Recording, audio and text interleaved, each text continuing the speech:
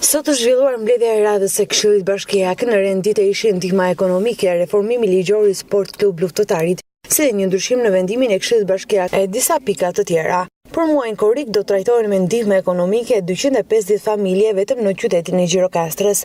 Pika e dytë dhe më e rëndësishme e cila u diskutuar gjatë në këtë mbledhje ishte miratimi i reformimit ligjor të Sport Klub Luftëtarit nga organizat jo fitimprurëse në shoqëri aksionere. Edhe pse pati debate, shumica e anëtarëve të djathtë të Këshillit u shprehën pro kësaj iniciative të ndërmarrë nga Bashkia, duke e cilësuar reformimin e luftëtarit si domosdoshmëri.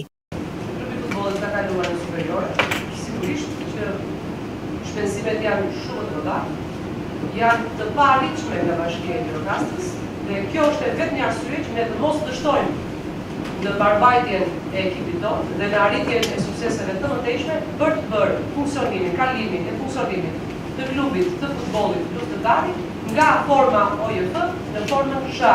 Ne sot marrim të vendim me aprovimin e Këshillit Bashkiak. Pastaj do të kalojmë në procedura ligjore hap pas hapi, që janë procedura jo të pakta në numër për të krijuar shoqërinë aksionere.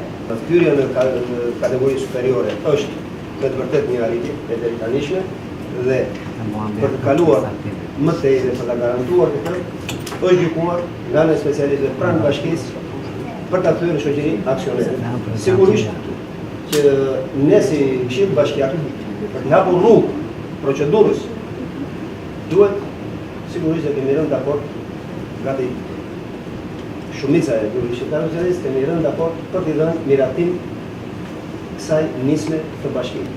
Unë do të përmend disa sponsorë të cilët kanë mboshatisur xhepat e tyre dhe kanë dhënë kontribut në sportin e Gjirokastrës.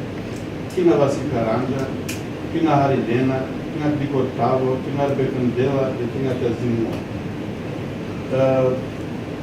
Unë dhe moment që i falenderoj dhe njëherë fizik për kontributin që kanë dhënë dhe që kanë mbushur ato shkallë e stadiumit të Gjirokastrës dhe të pallatit të sportit të Gjirokastrës.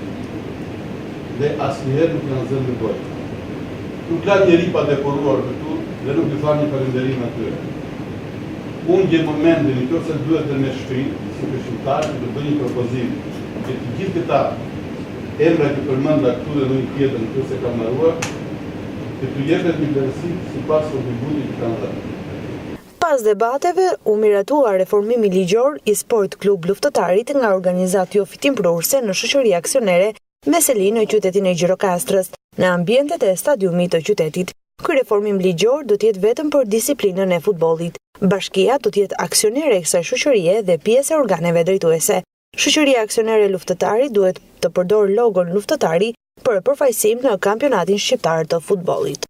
Ndërkohë që nga Komiteti i Zhvillimit të Rajoneve është miratuar për të financuar projekti i paraqitur nga ana e Bashkisë, ndërtimi i tregut industrial të qytetit Gjirokastër. Gjithashtu, ngjitja në Superligën shqiptare e ekipit të luftëtarit kushtozon përdorimin e fondeve për rikonstruksionin e fushës së stadiumit, rikonstruksionin e ambienteve të shërbimit, si dhe nevojën e kompletimit me pajisje dhe orendi të këtyre ambienteve. Në këtë mbledhje u vendos të miratohet përdorimi i fondeve për rikonstruksionin e fushës së stadiumit Gjirokastër, rikonstruksionin e ambienteve të tribunës së stadiumit, blerje pajisje dhe orendi për ambientet e stadiumit. Në rend të ditës ishte miratimi i sistemimit të Zotit Kujtim Petri në shtëpinë e të moshuarve Gjirokastër, brenda kapaciteteve akomoduese të saj.